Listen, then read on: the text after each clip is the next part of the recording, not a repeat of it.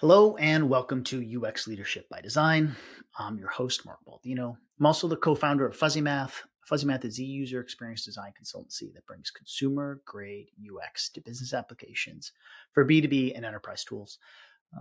Today, I speak with Harry Max, the author of a recent and very important book called Managing Priorities: How to Create Better Plans and Make Smarter Decisions.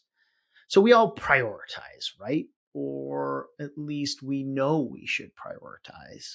But do we take prioritization as seriously as we take other things? Say the UX design process. If I had to place a bet, I would say we don't. And I'm guilty of this as well.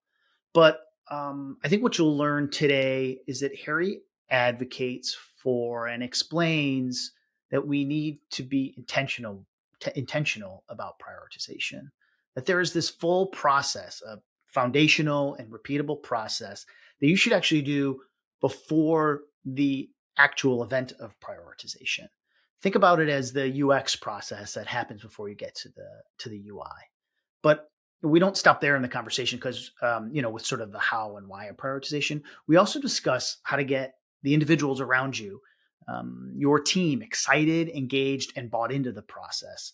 And then how you can go broader than your team and gain traction organizationally and amplify your efforts, and gain executive and leadership sort of alignment.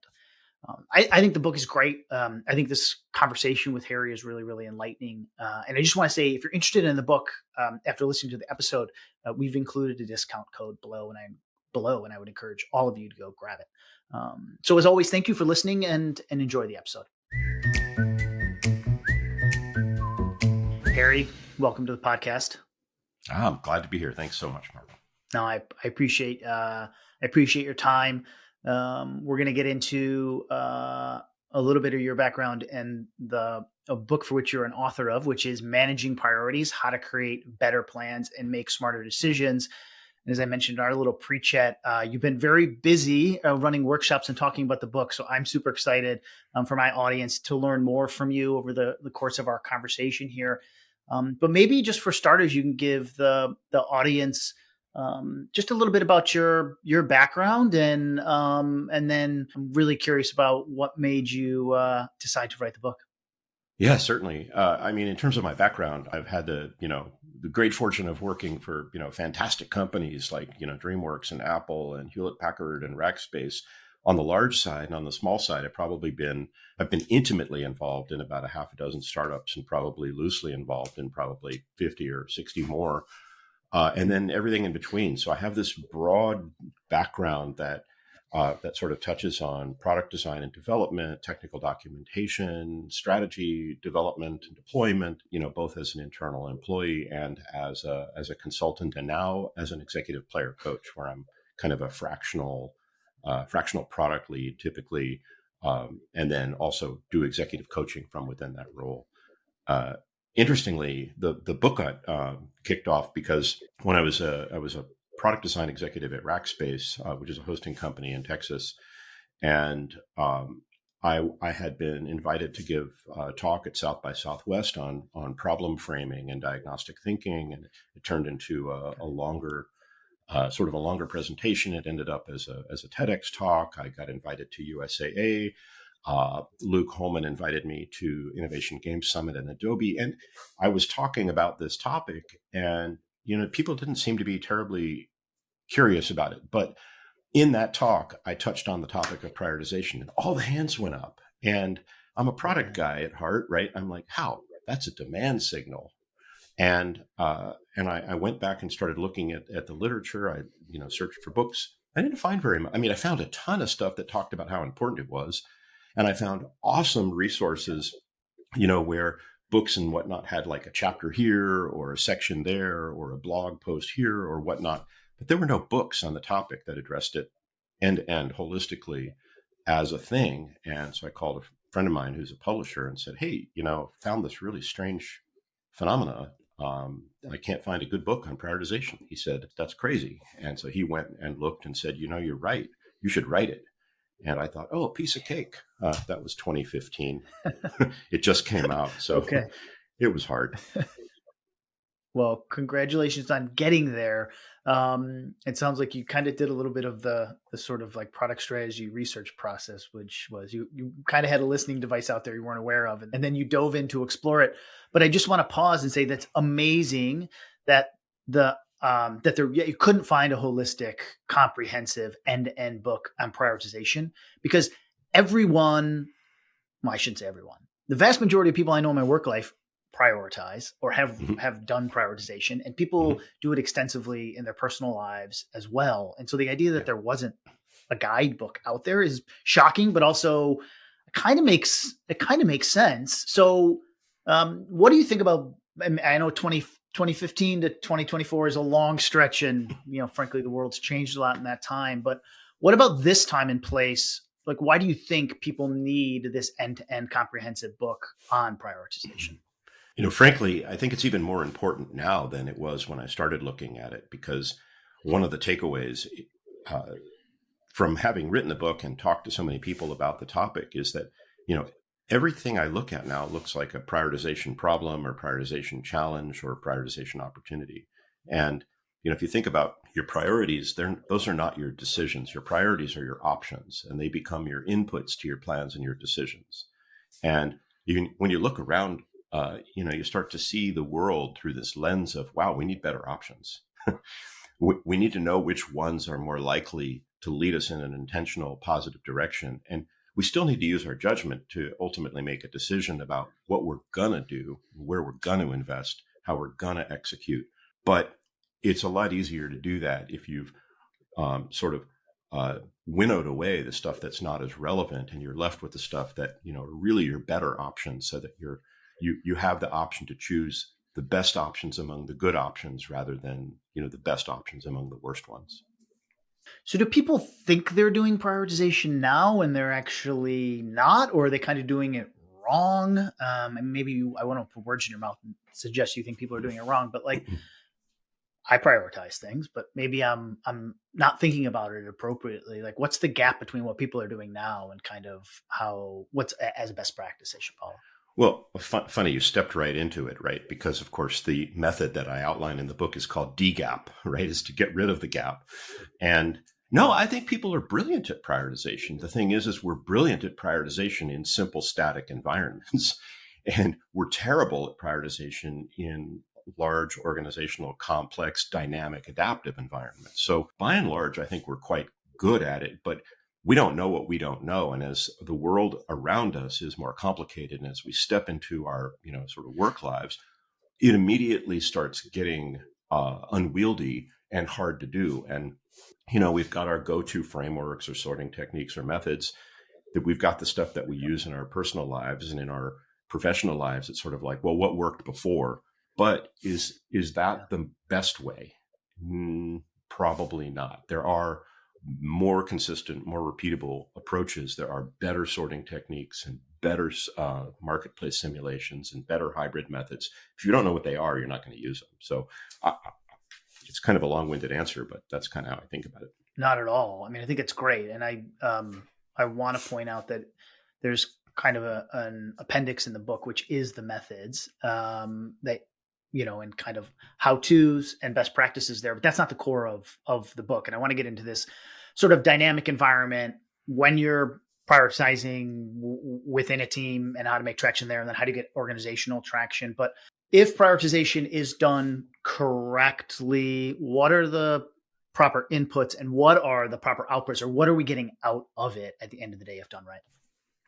Yeah. So I'll start with what you get out of it, right? What you get out of it. I'm a big fan of Annie Duke's book, Thinking in Bets, right? And one of the reasons for that is she makes some clear distinctions between the outcomes, which are largely things you don't have a lot of control over, and the results that feed those outcomes, which are things you largely do have control over, and the decisions and actions that feed those results. And so the thing is what comes out of it is typically results. And what feeds those results are the activities you engage in and the decisions that you've made that feed those activities. And so if you have a set of options and you choose whatever options seem like they're going to make the most sense in a given circumstance, you're more likely to get a more intentional, better result.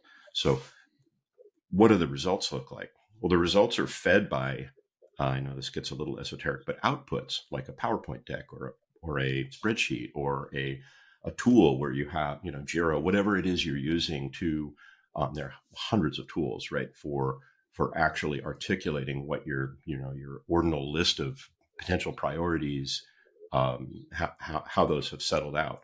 And so the output is, your options, and those options feed your decisions, and your decisions feed whatever it is that's going to happen. Your inputs to that, are, I call them items, right? They're potential priorities. They're not priorities until they're prioritized.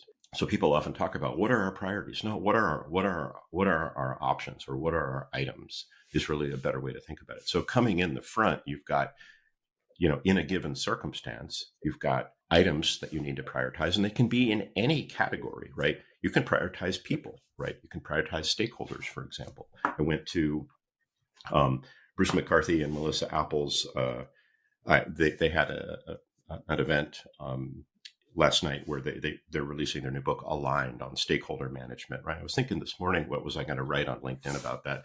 I'm like, well, prioritize your stakeholders, right? And you can prioritize people, you can prioritize locations, you can prioritize tools, you can prioritize work, anything can be prioritized. And people tend to fixate on work or projects or tasks or products or features or whatnot, but that's not the scope. So the inputs are whatever items in whatever circumstance you have. You can prioritize symptoms, right? Medical thing, or in an organizational thing where there's problems and you're looking for, what are the telltale signs of what's not working well?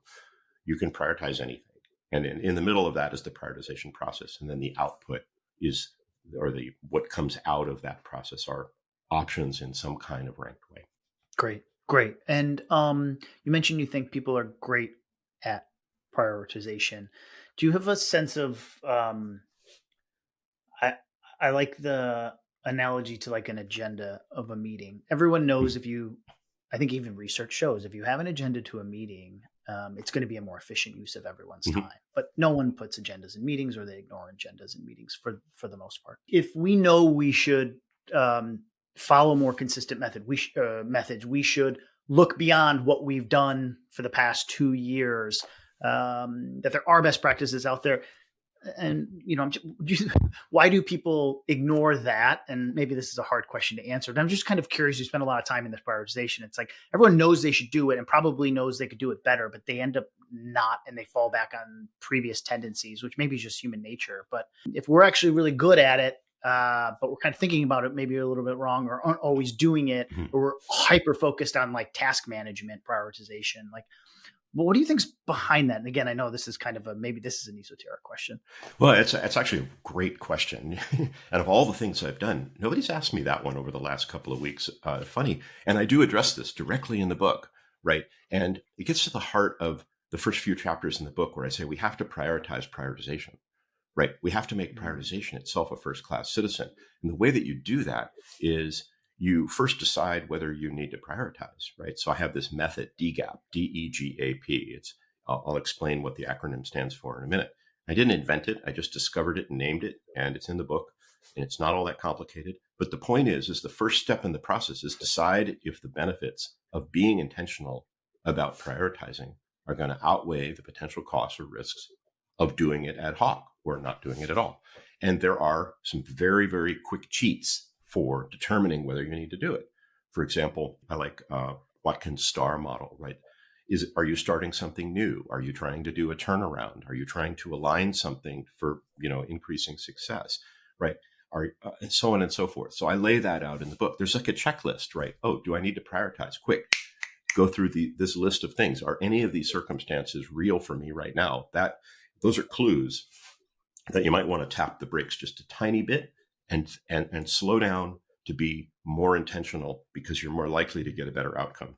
And for the sort of tried and true Eisenhower matrix, urgency versus important, popularized by Stephen Covey, right? Well, if you've got something that's really, really pressing, urgent medical situation, somebody's been in an accident, they're dying, right? Do you want to sit there and go through a prioritization process? Well, maybe, but not likely. You might want to move quickly. You might have been trained to react in a very productive way. So no, but if you've got something that's got a more strategic impact, so you're in that realm of urgent and important, right? You can say, maybe I just slow down a little bit, ask myself the question, is being intentional here going to yield a better result? If the answer is yes, do I have the time? If the answer is yes, okay, tap the brakes a little bit. I'm not saying you need to get all bureaucratic about it and take a long time. I'm saying slow down just enough to be intentional about it. Can I just applaud you for writing a book on a topic and then suggesting people go through a process where they might not actually use the rest, not the rest of the book, but like it's so interesting because I think when people, I'm not an author. I have a lot of respect for people who write books because I imagine it's an insanely challenging process. But I think a lot of people, I'll use the design method or design Mm-hmm. thinking, right? If that's what you've learned and you're stepping into I'm run a consultancy, so we're working with a new client, and we're going to lean on design thinking or human centered Mm-hmm. design. Like we're going to push it, and they've hired us to do it, right? But there's this step back of like not just what they need, but do they need it? And I think a lot of people have struggle with that, right? And so I just want to applaud you for saying the first thing you should do is be intentional about this, and you might decide, as you said, that the cost benefit prioritization actually says in your environment this isn't something you should invest in, but Mm-hmm. you should be open to investing in it the right way. I think it's a really, I just think I appreciate it because it's not a pitch. It's actually saying to do this right, you should decide if you should do it at all within your organization. And I think that's Yeah. really, really impressive. Thank you. Yeah. So you mentioned a DEGAP before. Would love for you to kind of walk through that process a little bit. Yeah, absolutely. So DGAP is an acronym for DEGAP. Think about any circumstance. There's a current as is state, which is informed by the history of whatever's led to this moment. There's probably a desired to be state, right? There's probably some gap between what's true and what you would rather be true, right? So if you want to close that gap, how do you do it? Well, you want to DGAP. So I get to be all clever about it. I like it. But here's the way to think about it. And I talk about this in the book, like prioritizing. It's an overloaded term. It's a term like, and in the book I talk about it's a term like animation, or what I don't talk about in the book, it's a term like skiing, right? And I'll use skiing as the example here. Skiing is not simply lean forward, slide down the hill, right? Skiing is about, do you have the right gear? Skiing is, are you cross-country skiing or are you downhill skiing? Skiing is, do you know how to interact with the ski patrol? Skiing is, do you actually know what you're doing? Are you competent? And how competent? And how capable? Skiing is, a whole set of skills and capabilities and a mindset for being out of control in a slightly in a self-deceptive but fun way. And I learned this at DreamWorks when I was working there. Animation is not just animating the character. Animation, especially in a CG, like a computer-generated 3D animated film like Shrek 2, which I worked on, and I was just a small cog in a very complex system. Animation is this complex set of steps and major phases, if you will. Well, prioritization is the same, and I didn't know this until I started working on the book on it. Prioritization is not just prioritizing. Prioritization is deciding whether it's a good idea. So D, decide, right? And there are some ways to think about that. If it turns out you, in your wisdom, decide it's a good idea, then you want to engage in the process to get traction. Okay, who are the stakeholders? What is the circumstance you're in? What's at stake? How should you be thinking about the situation?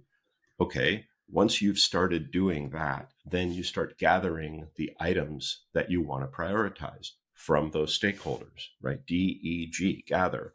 And you want to understand what's important about those items. So the criteria, is there metadata associated with them? Like, what is the stuff you need to gather? And how do you put it all together? And then once you've gathered it, you need to arrange it, right? So, okay, you might have duplicates, so you deduplicate. You might have things that are vague. You want to sort of disambiguate and clear things up. You might want to take the kinds of items that you have, whatever they happen to be.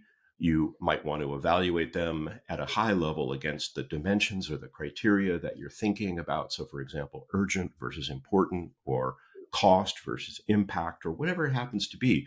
And then pick a sorting technique like paired comparison, or pick a framework like prune the product tree, visual framework, or pick a marketplace simulation like I always forget the name of this one where you're betting with money, fake money.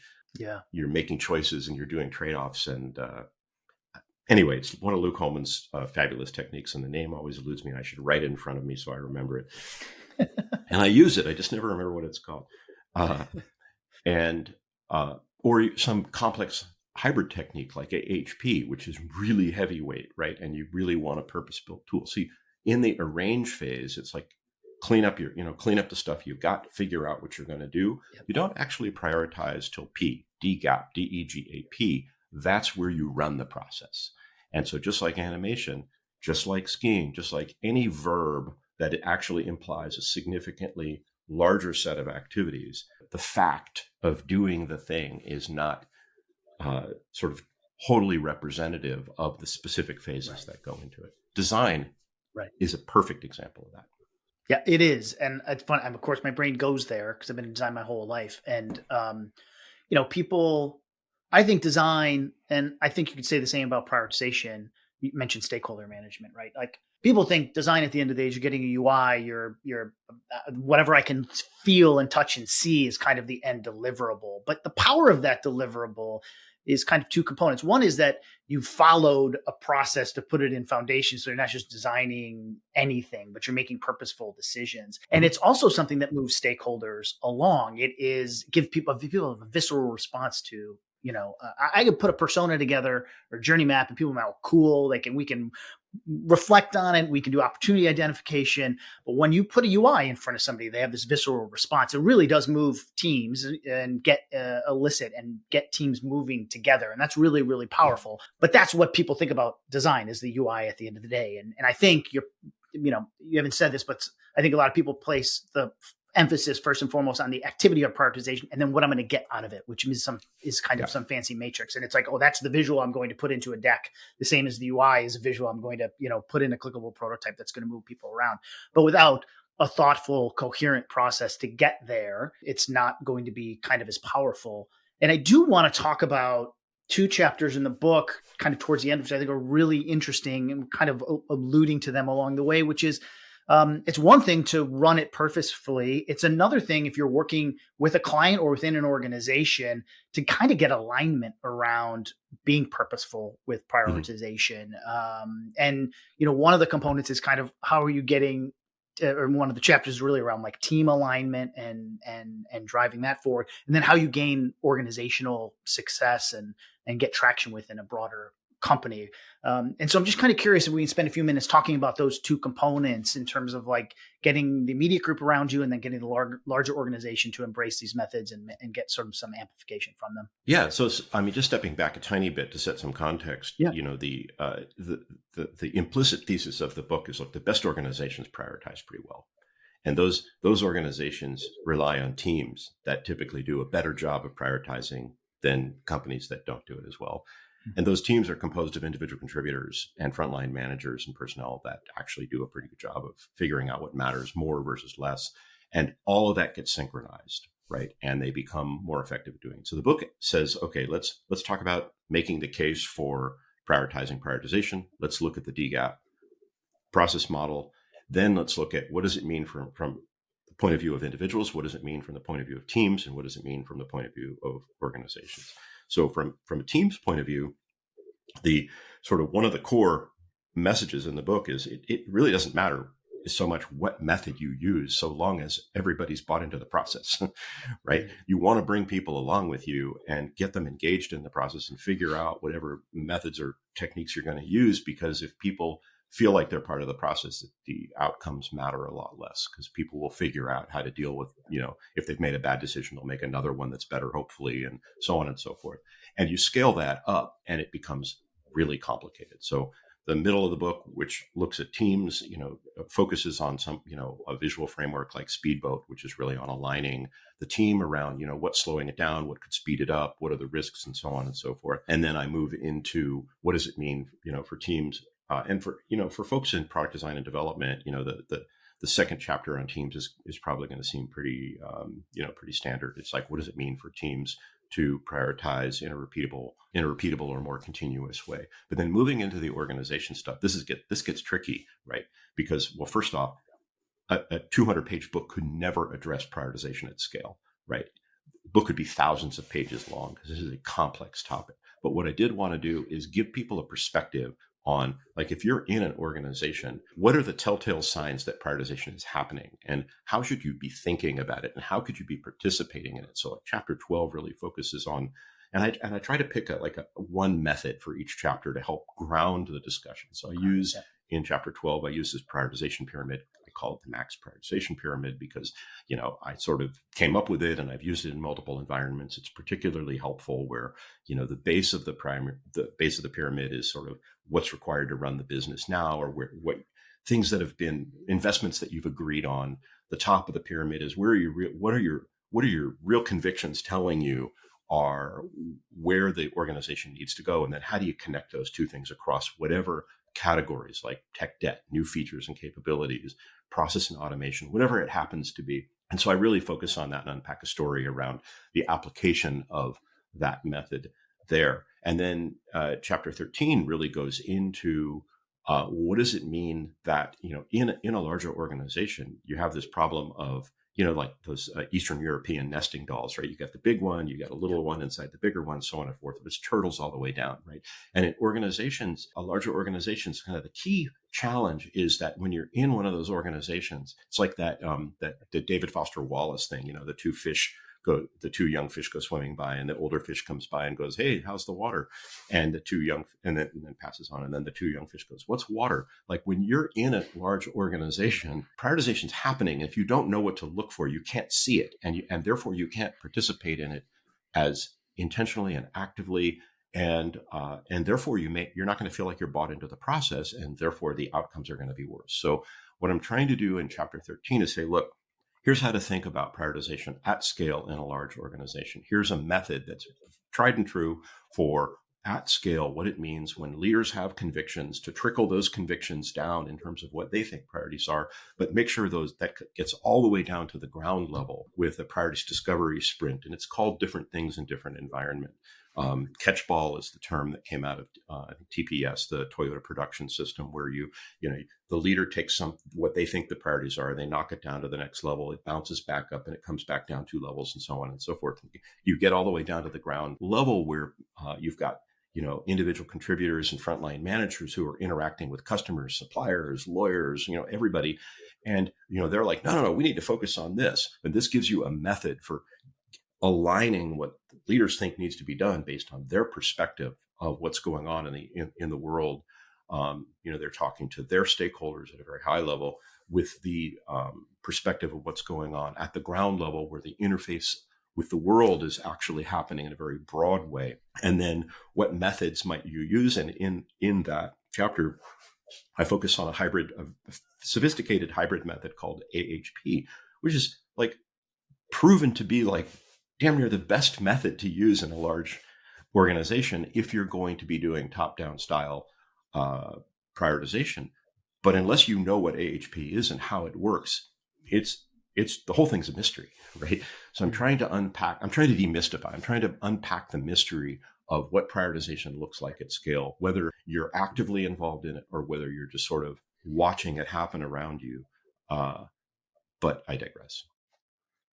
No, you're not digressing. I think this, executive or leadership alignment is something a lot of people face. I don't know, struggle with, but it's this idea that leadership knows the priority. They've given us the priority. We are to execute. And in that environment, I don't want to say reprioritize, but running through a prioritization exercise could seem frivolous, or I'm nervous to put myself out there and say we should prioritize. No, we have the top 5 things. We should go and do some research to understand what that means. We should do some interface design. We write some user stories. We should go build this. But we know that feature A is the top priority.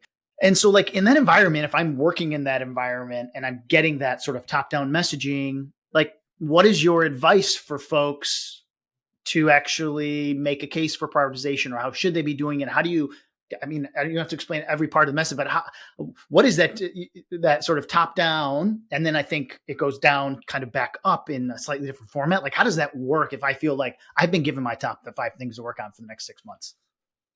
Right. Well, I think it's super important. And I'm actually consulting in an organization right now where the leader is like, AI, got to do AI, put all of your 75% of your engineering resources on AI. And I'm like, bad plan, because 85% of the engineering resources are currently supporting current customers. And therefore, there's a gap, a ginormous gap of capacity that doesn't exist to actually work on the stuff that the CEO wants. If they were to, in an uninformed way, in an unintentional way, start shifting engineering resources in a dramatic way toward this highly differentiated, new technology, stuff that is not real clear how it's going to benefit everybody quite yet, but they know it's probably where things are going, and they take their eye off paying down the tech debt. They take their eye off neutralization features that are the work that that the organization is doing just to keep up with competition, right? So they don't end up a year down the road and walk into a deal where a prospect goes, well, you don't have this one thing, which is a must-have. It wasn't a different, some kind of key differentiation, but the likelihood that the executive is going to have any perspective on the functional risks or the excessive amount of highly interdependent work that's going on to keep the business just running is very, very low. And so it becomes incumbent upon the people that know that stuff to figure out how to communicate it in an effective way. Hey, look, we can do this, but we may not be able to do it right now. And here's why. We can do this, and making these trade-offs would cause us to put these other things at risk. Do you want to, do you really want to err on the side of over-investing in this highly differentiated thing at the risk of losing all this potential revenue that we have that's guaranteed today from customers that know and love us? Well, who's going to surface those concerns? That type of stuff needs to be done in a methodical way. And that's where I see the prioritization process working really, really well when it's intentional, because there are stakeholders, and those stakeholders effectively can be represented as personas, right? And if you've got personas that have kind of current state operational understanding of what's required to run the business, that have a perspective on things that these other personas are going to care about, but might not be aware of. And those might be projects, they might be products, they might be features, who knows what those things are. But if they're surfaced as potential priorities and they're evaluated against criteria that everybody agreed to in a method that everybody understands, you're more likely to be able to make intelligent trade-offs. That's great. Thank you very much for kind of walking through that specific example, because I think it's really real world. I think if you control your domain from top to bottom, and you run a team, like if I'm a co-founder. If I want my team to run through a prioritization exercise, we'll do it. But a lot of people work in organizations where you do need to get stakeholders involvement and get team involvement. It starts, as you said, with the individual and then works through teams, and then really getting the executive alignment and getting traction is a core component, I think, of people having success in organizations. So I appreciate you walking through that. On that note, I want to thank you again for your time, Harry. And I want to give you an opportunity to let people know where to find you. I mean, obviously, like LinkedIn and the book, which they can find everywhere. You also, sounds like you're doing consulting services. So how can people find you? What are ways that you're looking to interact with your audience and maybe potential clients? Yeah, I appreciate that, Mark. I'm very easy to find. I'm Harry Max everywhere. I'm Harry Max on LinkedIn. I'm Harry Max. I mean, really, I've been around. I'm old, right? I used to have hair. I'm easy to find. HarryMax.com is kind of my personal book related site. I have a business called Peak Priorities, and so you can go there. LinkedIn's probably the easiest place. I spend most of my time, my social time, I spend there interacting with people. And if you just want to send me a mail, a piece of email, it's harry@harrymax.com. That's the easiest thing to do. Fantastic. Well, I'm glad you're easy to find. I'm on LinkedIn as well. We'll include links to the book and your LinkedIn and Peak Priorities when we post the episode. But again, thank you very much for your time today. Appreciate your perspective, and just want to remind everybody to go out and grab a copy of Managing Priorities: How to Create Better Plans and Make Smarter Decisions. Thank you for your time, Harry. Thank you so much, Mark.